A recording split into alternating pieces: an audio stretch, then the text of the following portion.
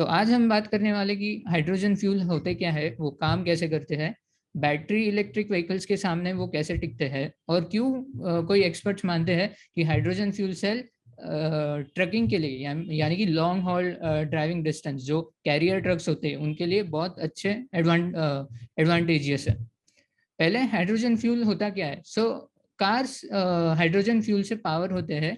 जैसा हम अपने टैंक में पेट्रोल भरते हैं वैसा ही हाइड्रोजन जब एक गाड़ी हाइड्रोजन फ्यूल सेल पे चलती है वहां में हाइड्रोजन टैंक में हाइड्रोजन गैस फिल हो जाती है।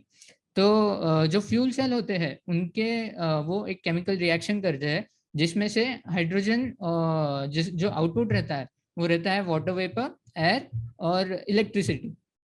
जो इलेक्ट्रिसिटी प्रोड्यूस होती है उस मोटर वो पावर से व्हीकल का मोटर चलता है और उससे व्हीकल मूव होती है। ये बेसिक टेक्नोलॉजी है हाइड्रोजन और हाइड्रोजन फ्यूल सेल की, वो कैसे काम करते हैं। तो अगर हम कंपेयर करें कि फ्यूल सेल और बैटरी सेल मतलब हाइड्रोजन सेल्स और बैटरी इलेक्ट्रिक व्हीकल्स कैसे काम करते हैं, हम 5 पैरामीटर्स में उनको कंपेयर कर सकते हैं। पहला पैरामीटर है रेंज। अभी रेंज के मामले में हाइड्रोजन पर किलोग्राम जो जितना एनर्जी देता है वो 100 टाइम्स बेटर रहता है बैटरी इलेक्ट्रिक व्हीकल से। अगर अगर हाइड्रोजन का टैंक व्हीकल में ज्यादा बड़ा भी दिया तो भी उसकी रेंज ज्यादा बढ़ सकती है। और उस हिसाब से अगर हम बैटरी व्हीकल्स का देखें तो बैटरी का जो वेट रहता है वो बहुत इंपॉर्टेंट फैक्टर रहता है व्हीकल के रेंज में। इवन इफ अगर हमें गाड़ी का रेंज बढ़ाना है तो उससे बैटरी का वेट बढ़ जाएगा, पर उससे गाड़ी की एफिशिएंसी हैम्पर हो सकती है। ये प्रॉब्लम हो सकता है अगर हमें इलेक्ट्रिक व्हीकल का रेंज बढ़ाना हो तो। पर आजकल सॉलिड स्टोरेज डिवाइसेस आए हैं जिनमें ज्यादा एफिशिएंटली बैटरी स्टोर हो सकती है और उस हिसाब से ज्यादा रेंज भी बढ़ सकती है। तो सॉलिड स्टेट बैटरीज ज्यादा चार्ज भी स्टोर करते हैं। They take half as much of time compare to normal electric battery और उनका रेंज 1000 किलोमीटर रहता है। पर यही बात है कि सॉलिड स्टेट बैटरीज का कॉस्ट बहुत ज्यादा रहता है लिथियम आयन बैटरीज से। अभी रिफ्यूलिंग टाइम देखा जाए तो जैसे पेट्रोल स्टेशन में पेट्रोल भरने के लिए जितना वक्त लगता है उतना ही सेम हाइड्रोजन भरने के लिए लगता है, क्योंकि वो सीधा डिस्पेंस हो जाता है स्टेशन से व्हीकल के टैंक में। और अगर हम कंपेयर करें बैटरी इलेक्ट्रिक व्हीकल्स में, उन्हें चार्ज करने के लिए जरा टाइम लगता है। इवन इफ कोई कोई चार्जेस रहते हैं जो 80% बैटरी चार्ज कर देते हैं, बट रिमेनिंग 20% को टाइम ही लगता है। और if a battery goes through high speed charging cycles, वहां पे बैटरी की एफिशिएंसी थोड़ा इम्पैक्ट भी कर सकती है। अगर ड्यूरेबिलिटी की बात की जाए तो फ्यूल सेल का जो लाइफ स्पैन है वो 240 किलोमीटर का है। और शॉर्ट डिस्टेंस पे फ्यूल सेल को थोड़ा स्ट्रेस पड़ता है जिसके वजह से उनका लाइफ स्पैन कम हो सकता है। इसलिए ट्रक्स में ज्यादा एडवांटेज है फ्यूल सेल के, क्योंकि उनका ड्राइविंग रेंज बहुत ज्यादा रहता है। अभी मोस्ट ऑफ द जो बैटरी इलेक्ट्रिक व्हीकल्स है उनका वारंटी 8 ईयर्स का रहता है। और लिथियम आयन बैटरीज की range total life cycle 160 kilometre की रहती है। थोड़े ही बैटरी अपने लिमिटेड मतलब चार्जिंग साइकिल सस्टेन कर सकती है, क्योंकि जैसे जैसे बैटरी अपने चार्जिंग साइकिल्स कंप्लीट कर जाती है, जिस हिसाब से उनके चार्जिंग साइकिल्स कंप्लीट होते हैं उस हिसाब से उनकी होल्डिंग कैपेसिटी कम होती है। तो end of the life battery का रेंज भी कम हो जाता है और उसका रिप्लेसमेंट कॉस्ट तो ज्यादा होता ही होता है। सेफ्टी के हिसाब से देखा जाए तो हाइड्रोजन के ऑलरेडी कुछ व्हीकल्स है जो रोड पे अभी चल रहे हैं। उनमें से है एक टोयोटा मिराई, होंडा FCX और ह्यूंडई नेक्सो। अभी तक इन व्हीकल्स में कुछ ज्यादा इंसिडेंट्स नहीं हुए हैं, जिस हिसाब से कुछ एक्सपेक्टेड हो सकते थे कि हाइड्रोजन इतना फ्लेमेबल गैस है और बहुत ज्यादा एक्सप्लोजिव भी है। स्टोरेज और ट्रांसपोर्टेशन के भी कुछ ज्यादा इंसिडेंट्स माने नहीं गए हैं, पर उसमें ज्यादा रिस्क है। बैटरी व्हीकल्स का देखा जाए तो both batteries are housed in tough casings, making the battery electric vehicles more safe. और ultimately hydrogen is an explosive gas, तो बैटरीज ज्यादा सेफ माने जाते हैं हाइड्रोजन से। सस्टेनेबिलिटी के हिसाब से देखा जाए तो ग्रीन हाइड्रोजन जो रहता है वो रिन्यूएबल सोर्सेज से बनता है। वहाँ पे कार्बन आउटपुट कुछ भी नहीं रहता। और कार्स भी जैसे जैसे हाइड्रोजन पे चलती है वो एयर भी फिल्टर कर लेती है।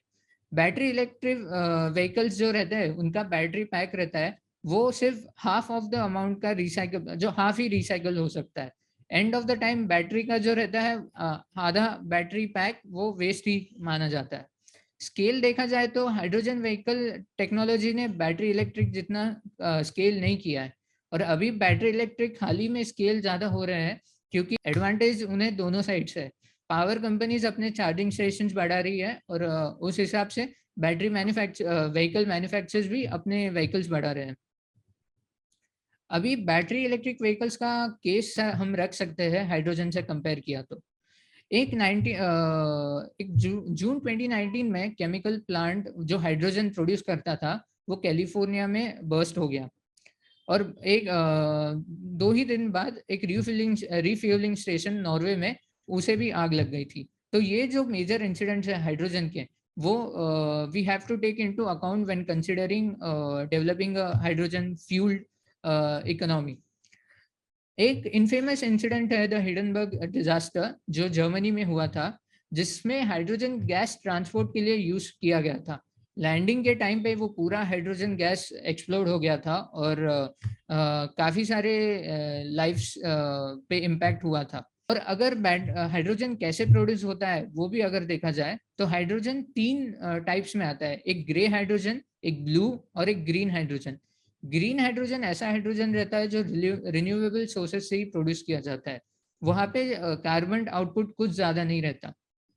अगर ग्रे हाइड्रोजन देखा जाए तो उसे प्रोड्यूस करने के लिए हमें फॉसिल फ्यूल लगते हैं, तो उस हिसाब से कार्बन CO2 एमिशन भी होता है, पर हमें हाइड्रोजन चाहिए है एक मोर ग्रीन इकोनॉमी के लिए, तो उसका अल्टीमेट पर्पस उधर ही डिफीट हो जाता है। अगर ब्लू हाइड्रोजन देखा जाए तो वो फॉसिल फ्यूल और CO2 दोनों कैप्चर करके बनाया जाता है। सो उस हिसाब से ग्रीन हाइड्रोजन का जितना प्रोडक्शन है वो बहुत कम है अगर हम कंपेयर करें ग्रे हाइड्रोजन के साथ। और हाइड्रोजन जो है वो ट्रकिंग के लिए क्यों एडवांटेजियस है हम अभी देखेंगे। As batteries are also carried in battery electric vehicles with the goods, batteries ज्यादा स्पेस ऑक्यूपाई कर लेती है as compare to the hydrogen fuel cells. अब गुड कैरियर्स को ज्यादा इंपॉर्टेंट क्या है, उनकी रेंज, उनकी एफिशिएंसी और उनका स्टोरेज स्पेस। अगर उन्हें उनकी रेंज बढ़ानी होगी तो बैटरी का साइज भी बढ़ जाएगा, और उस हिसाब से उन्हें कार्गो भी कम कैरी करना पड़ेगा, और बैटरी के साइज बढ़ने से व्हीकल की एफिशिएंसी पे भी इम्पैक्ट होगा। तो इसलिए अगर हम हाइड्रोजन व्हीकल यूज कर सकते हैं ट्रकिंग के लिए, तो वो ज्यादा एडवांटेजियस रहता है ट्रक्स के लिए as compare to battery electric vehicles. Charging भी, बैटरी चार्ज करने के लिए ट्रक्स की ज्यादा टाइम लगता है, और वैसे भी हाइड्रोजन 10 या 15 मिनट में पूरा टैंक भर फुल हो जाता है। अभी globally fuel cell electric vehicles का क्या एनवायरमेंट है, तो ज्यादा से अभी करंटली लीडिंग, जो जिनके एक्सपेक्टेशंस है, जो लीड कर सकते हैं हाइड्रोजन व्हीकल्स में, वो है जापान। उन्होंने बताया है कि they are expecting 8,11,000 vehicles till 2019। अभी तो सबसे ज्यादा स्ट्रॉन्ग हाइड्रोजन फ्यूलिंग का नेटवर्क जर्मनी और जापान में ही है। 200 फ्यूल रिफ्यूलिंग स्टेशन है यूरोप, और 80 है USA में। हाइड्रोजन फ्यूल सेल के नंबर्स डबल होने के चांसेस है, जो कि अभी 25,210 ही है 2019 में। USA इनमें लीडर है, और चाइना उनमें फॉलो करता है, और उनके बाद आते हैं जापान और कोरिया। जापान तो लीडर है ही अपने इंफ्रास्ट्रक्चर साइड में, और they aim to bring almost 2 lakh fuel cell vehicles till 2025। उन्होंने ऑलरेडी 113 स्टेशन इंस्टॉल कर लिए हैं 2019 तक, जो डबल है अगर देखा जाए कि यूएस में जितने स्टेशन है। तो ऑटो OEMs जो ओरिजिनल इक्विपमेंट मैन्युफैक्चरर्स है, जो अपने ऑटो कंपनीज है, वो कैसे है हाइड्रोजन फ्यूल सेल्स में। जनरल मोटर्स, टोयोटा, होंडा और ह्यूंडई ने तो 1990s में ही रिसर्च करना स्टार्ट किया था। टोयोटा ने अपना मॉडल मिराई जो यूएस में लॉन्च किया था 2015 में, which was completely depended on hydrogen fuel cell vehicles. Toyota, Hyundai, Honda, GM, Volkswagen, इन्होंने चांसेस प्रोबेबिलिटीज रखे हैं कि वो आगे जाके hydrogen vehicles, hydrogen fuel cells use कर सकते हैं अपने व्हीकल्स के लिए। तो इश्यू यहाँ पे यही है कि पहले इंफ्रास्ट्रक्चर कंपनी हाइड्रोजन स्टेशन बनाएंगे या फिर पहले व्हीकल कंपनी हाइड्रोजन गाड़ियां बनाएंगे। वैसा ही इशू पहले हमने बैटरी इलेक्ट्रिक व्हीकल्स में देखा था, जहाँ पे पहले चार्जिंग स्टेशन एस्टेब्लिश हो गए या पहले इलेक्ट्रिक व्हीकल्स मार्केट में ज्यादा आएंगे। बट वो इशू रिजॉल्व हुआ था एज दोनों इंडस्ट्री और व्हीकल इंडस्ट्री, पावर इंडस्ट्री और व्हीकल इंडस्ट्री ने इनिशिएटिव लेके बैटरी इकोसिस्टम बढ़ाया था ऑल ओवर द वर्ल्ड। तो JLR भी प्रोटोटाइप एक्सपेरिमेंट करने वाला है अगले साल अपने नए डिफेंडर एसयूवी में। उस प्रोजेक्ट का नाम उन्होंने प्रोजेक्ट ज्यूस रखा है। BMWs भी एक्सयूवीज अपने हाइड्रोजन फ्यूल सेल से प्रोड्यूस करने की कोशिश कर रही है। इलॉन मस्क जो जिनकी कंपनी है Tesla, which is mostly into battery electric vehicles, उन्होंने बहुत ज्यादा क्रिटिसाइज किया है हाइड्रोजन व्हीकल्स को। पर 2017 में KPMG ने एक सर्वे किया था जिसमें उन्होंने 1000 ऑटो एग्जीक्यूटिव्स को अपने ओपिनियन के बारे में पूछा था। 78% लोगों ने हाइड्रोजन फ्यूल सेल्स फेवरेबल बताए थे, क्योंकि उन्हें लगता है कि लेस फ्यूलिंग टाइम और जो रेंज व्हीकल रेंज है वो उन्हें ज्यादा एडवांटेजेस लगते हैं as compare to battery electric vehicles. Hyundai commercial vehicles में सबसे आगे है हाइड्रोजन फ्यूलिंग सेलिंग के, क्योंकि they aim to sell almost 1,10,000 fuel cell electric vehicles worldwide in till 2025। उनका प्लान भी ऐसा है कि वो fuel cell electric vehicles trucking business अपना नॉर्थ अमेरिका में ज्यादा एक्सपांड करेंगे। सबसे पहले एक्सपांड ह्यूंडई ने अपना ट्रकिंग बिजनेस स्विट्जरलैंड में किया था, जहाँ पे उन्होंने 25 स्विस कंपनीज को लॉजिस्टिक डिस्ट्रीब्यूशन और सुपरमार्केट सेगमेंट्स के लिए अपने ट्रक्स प्रोवाइड किए थे। 46 ट्रक्स है उस फ्लीट में अभी, और एक्सपेक्टेड है कि वही फ्लीट 1600 यूनिट्स तक बढ़ जाएगा 2025 में।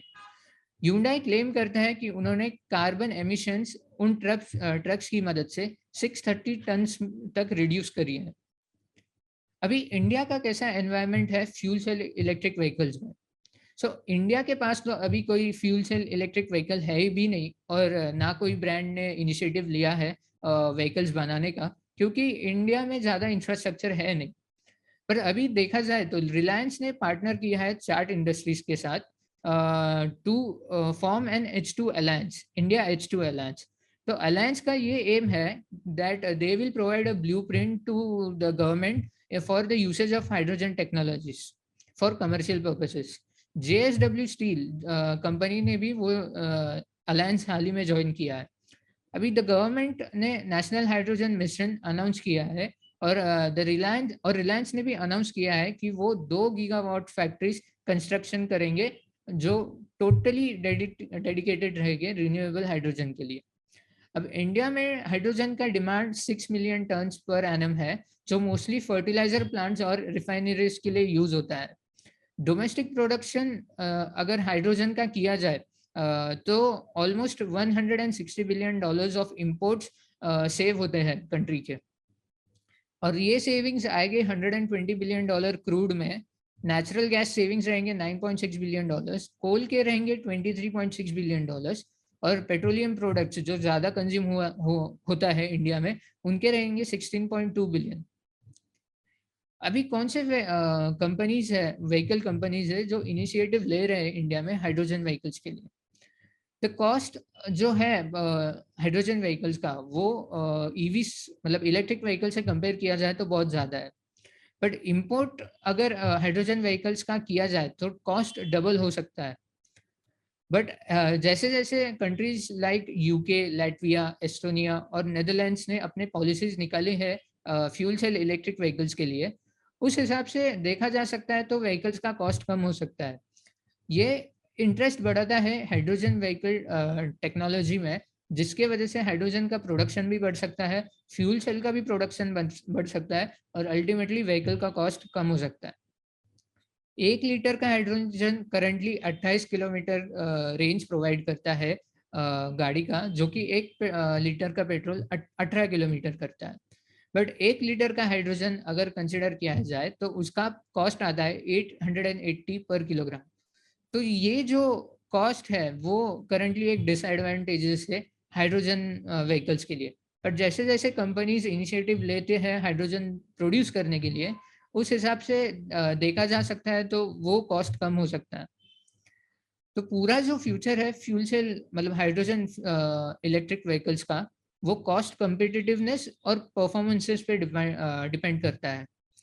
टोटल कॉस्ट ऑफ एक्विजिशन जो है currently hydrogen fuel cell vehicles का, वो अभी सबसे ज्यादा है। एक्विजिशन कॉस्ट हाई है क्योंकि प्राइस फ्यूल सेल के price, balance of power plant parts and hydrogen storage और propulsion of EV system parts, ये बहुत ज्यादा कॉस्ट इनकर करते हैं to make a hydrogen vehicle. अभी ऑटोमोबाइल्स, इंडियन ऑटोमोबाइल्स में सबसे ज्यादा इनिशिएटिव ले रहे हैं Tata Motors. Tata Motors already work कर रहे हैं fuel cell electric vehicle technology पे, और अशोक लेलैंड ने अपने earnings call Q4 FY21 earning calls में भी बताया था कि वो एक्सपेक्ट करते हैं कि उनके फ्यूचर ट्रक्स हाइड्रोजन टेक्नोलॉजी पे बेस्ड रहेंगे। जो टोयोटा किर्लोस्कर के कंट्री हेड है विक्रम गुलाटी, वो बिलीव करते हैं कि हाइड्रोजन और बैटरी इलेक्ट्रिक व्हीकल्स को एग्जिस्ट कर सकते हैं, जहाँ पे battery electric vehicles mostly use होंगे पैसेंजर व्हीकल्स के लिए और हाइड्रोजन व्हीकल्स मोस्टली यूज होंगे ट्रक्स और कमर्शियल व्हीकल्स के लिए। तो रिसेंटली एक पैक्ट साइन हुआ था IOCL, Indian oil corporation, Tata Motors और बलाड पावर सिस्टम में। तो बलाड पावर सिस्टम एक कैनेडियन कंपनी है जो क्लीन एनर्जी सॉल्यूशंस प्रोवाइड करती है। वो 70 kilowatt of fuel cells provide करने वाले हैं टाटा मोटर्स को। टाटा मोटर्स ये फ्यूल सेल्स अपने 15 हाइड्रोजन पावर्ड बसेस के लिए यूज करेंगे for research and development purposes. ये बसेस यूज होंगे फरीदाबाद इन NCR दिल्ली। ये जो प्लान है टाटा मोटर्स का, it is among the joint study between the IOCL and Tata Motors, where hydrogen fuel cell और उनके व्हीकल्स का व्हीकल के बारे में R&D डिवीजन IOCL का स्टडी करने वाला है। ये study mostly testing, maintenance on operation of fuel sales में डिपेंडेंट रहेगा।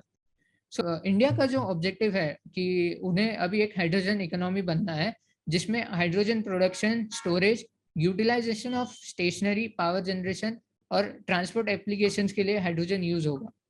गवर्नमेंट और इंडस्ट्री हाइड्रोजन और ग्रीन हाइड्रोजन को एक बहुत ही अच्छा ऑप्शन देखते हैं रिन्यूएबल सोर्सेज के लिए और पोल्यूशन टैकल करने के लिए। सो हाइड्रोजन प्रोडक्शन इंडिया के लिए एक चांस है to be a leading player in hydrogen, as India lost the same chance to be a leading player in battery electric vehicles. So thank you. आशा है आपको ये वीडियो पसंद आएगा। Like कीजिए, कमेंट और ऐसे ही नए वीडियोस के लिए यज्ञा के चैनल पे बने रहिए।